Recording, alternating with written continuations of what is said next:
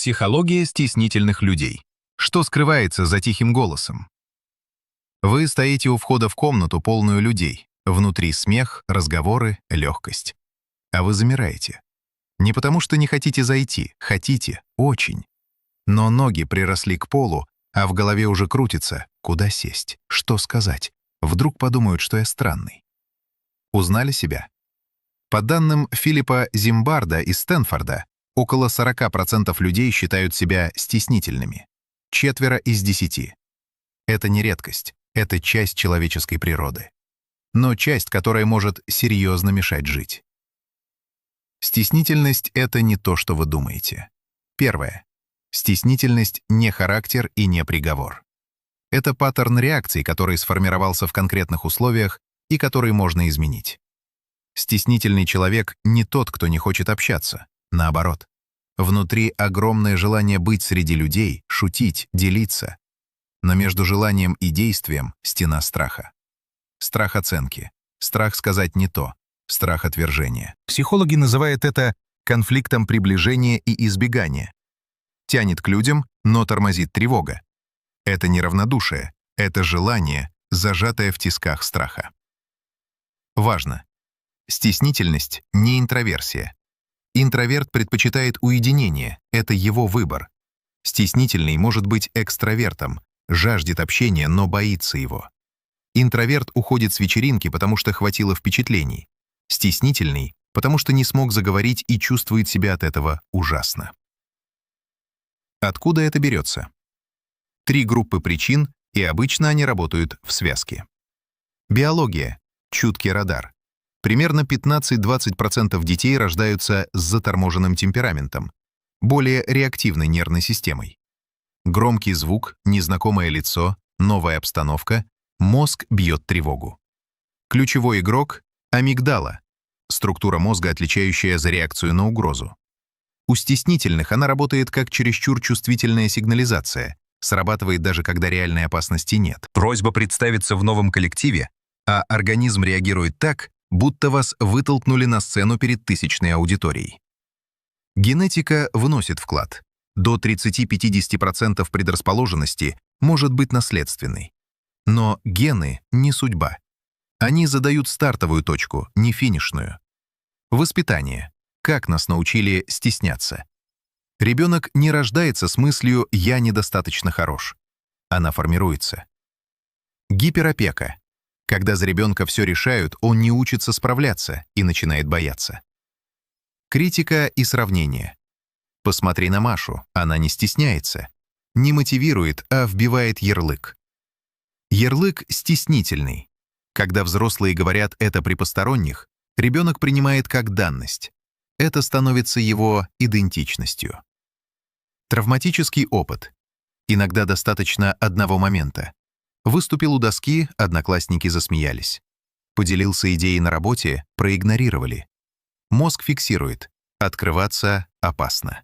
И включает защиту. Молчание, отстраненность, невидимость. Что происходит внутри? Снаружи — тихий человек, который сидит в углу. Внутри — шторм. Когнитивная буря. Мозг непрерывно транслирует негатив. Скажу глупость. Все заметили, что я покраснел. Лучше промолчу, безопаснее. Это автоматические когнитивные искажения, устойчивые паттерны, которые запускаются мгновенно и ощущаются как абсолютная правда.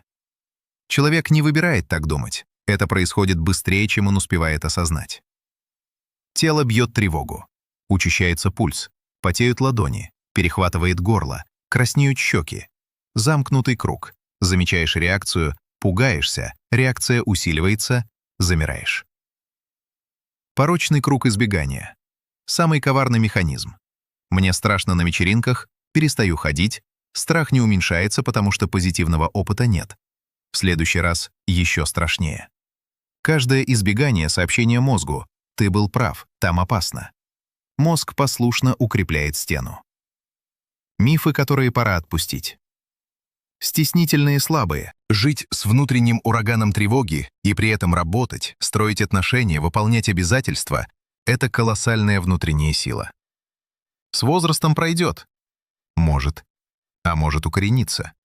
Без осознанной работы стеснительность усиливается, накапливается негативный опыт и крепнут стратегии избегания. Стеснительным нечего сказать. Обычно есть, и часто самое глубокое. Просто внутренний цензор отбраковывает каждую фразу до того, как она дойдет до губ. Просто перестань стесняться.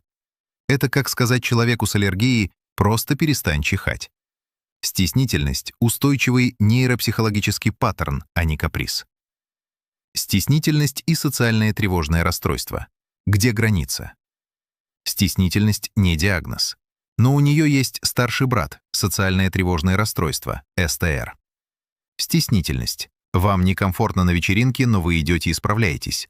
СТР. Вы не идете на вечеринку, и не идете на собеседование, и не идете в магазин, если там очередь. Тревога парализует. Нейронаука показывает, это не просто точки на одной шкале. При переходе от черты характера к расстройству в мозге происходят конкретные функциональные сдвиги. Меняются паттерны связи амигдалы с корой, снижается способность к когнитивному контролю эмоций. Неожиданная сила стеснительных. Прежде чем говорить о преодолении, у стеснительности есть суперспособности. Глубокое слушание. Пока другие ждут паузу, чтобы вставить свое, стеснительный действительно слушает. Замечает оттенки, интонации, то, что не сказано словами. Наблюдательность.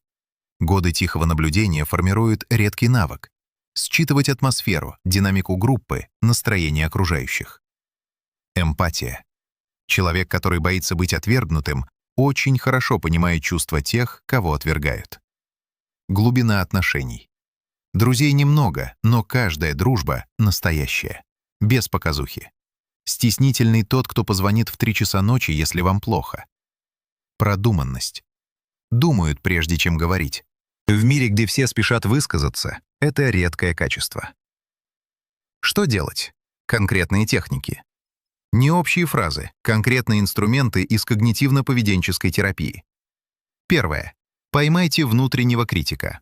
Почувствовали стеснение? Остановитесь. Что я себе говорю прямо сейчас? Запишите мысль. Например, «Все заметят, что я нервничаю и будут смеяться». Проверьте ее как детектив. Какие доказательства, что это правда? Какие доказательства обратного? Что бы вы сказали другу, который так думает? Обычно выясняется, мысль не факт, а привычка. Второе. Лестница страха. Список ситуаций от легких к пугающим. Улыбнуться незнакомцу, спросить время у прохожего, заговорить с коллегой в обед, высказать мнение на совещании, познакомиться с новым человеком. Начните с первой ступеньки. Повторяйте, пока не станет спокойно. Следующее — это градуированная экспозиция, один из самых эффективных методов. Вы учите мозг, ничего страшного не произошло. Переключите прожектор. Стеснительный направляет внимание на себя. Как выгляжу, как звучит голос, не дрожат ли руки. Ресурсы уходят, на собеседника ничего не остается.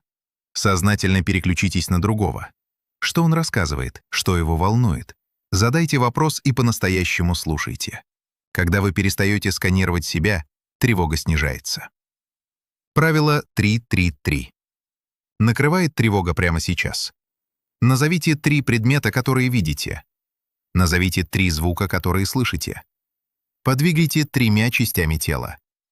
Возвращает из тревожных мыслей в реальный момент. Действуй как будто. Поведение влияет на состояние не меньше, чем состояние на поведение. Расправьте плечи. Мягкий зрительный контакт. Говорите чуть громче. Вы не притворяетесь, вы даете телу другой сигнал, и мозг подстраивается. Красные флаги. Когда пора к специалисту? Систематически отказываетесь от возможностей из-за страха? Тревога нарастает с годами. Используйте алкоголь, чтобы расслабиться перед общением. Панические атаки, бессонница, хроническое напряжение. Чувствуете одиночество, хотя хотите быть с людьми. 2 и более пункта про вас? Психотерапевт не роскошь, а необходимость. КПТ дает устойчивые результаты. Это не поговорить о чувствах, а конкретные инструменты, перестраивающие реакции мозга. Стеснительность не дефект. Это особенность нервной системы, помноженная на жизненный опыт. Она принесла вам чуткость, глубину, умение слышать мир тоньше, чем большинство. Но если она стала клеткой, клетку можно открыть. Не сломать себя, не стать душой компании. А научиться действовать вопреки страху, зная, что он — плохой советчик, а не правдивый информатор. 40% людей тихо кивают, слушая это. Вы не одиноки в своей тишине.